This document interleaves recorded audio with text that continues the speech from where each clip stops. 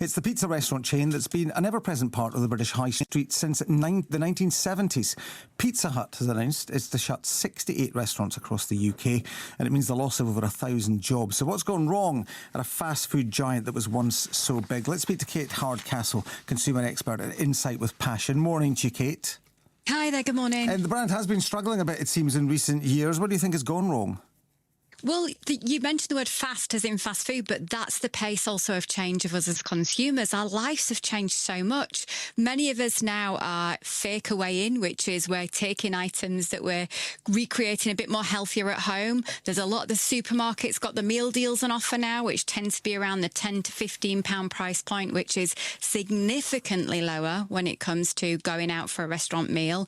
As you know, going out to dine in is quite a thing in itself. We've got a lot more people who like to just binge watch some TV and stay in the comforts of home without the extra expenses. And I think finally I'd add to that, when it does come to eating out and takeaway and fast food, we've seen other trends just be more significant, particularly either the chicken meals and restaurants that have been so successful, and also healthier options too. And I would throw something else into the mix here, which is the kind of the local sort of artisan pizza place as well, which, you know, we've got a few of those in Scotland where, you know, the pizzas are slightly different. They're not as generic as perhaps you'd get at somewhere like Pizza Hut.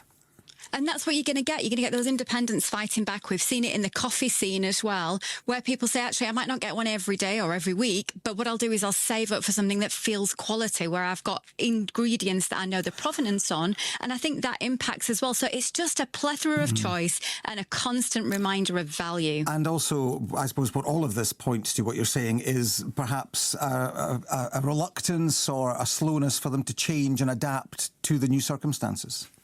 Every brand, whatever the sector, has to understand that the pace of change is so rapid, so movable now, that you've got to find ways to keep being your brand, but make it relevant to your audience.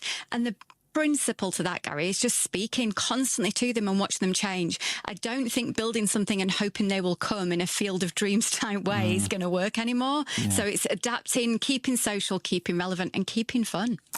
64 restaurants have been saved. Do we know what the future holds for them?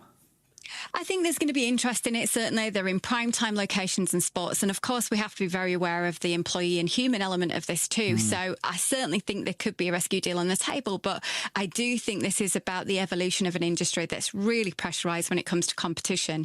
And I wouldn't be surprised if some of those competitor brands are actually interested in those spaces. Yeah, but this is a worldwide brand as well, which is interesting too. I mean, I wonder whether they're having the same issues in other places. Well, this is definitely the UK that we're talking about today. But when I've travelled to the States particularly, which of course is the home for a lot of these fast food brands and the place of origin, you're certainly seeing again the artisan market that you mentioned, indie brands coming through, and newer, fresher brands and trends coming through. We're also very cultural in terms of how we eat. The more we see online, the more we're influenced from different fusion foods from different places. That impacts as well. So pizza's kind of a bit one and done. We've been there, we've seen that, we've eaten the margarita. So we know we're on to pastures new. And I think, you know, it's that change of offer and menu that's really important in food and beverage restaurants. Kate, thank you very much for speaking to us. That's Kate Hardcastle, consumer expert at Insight with Passion.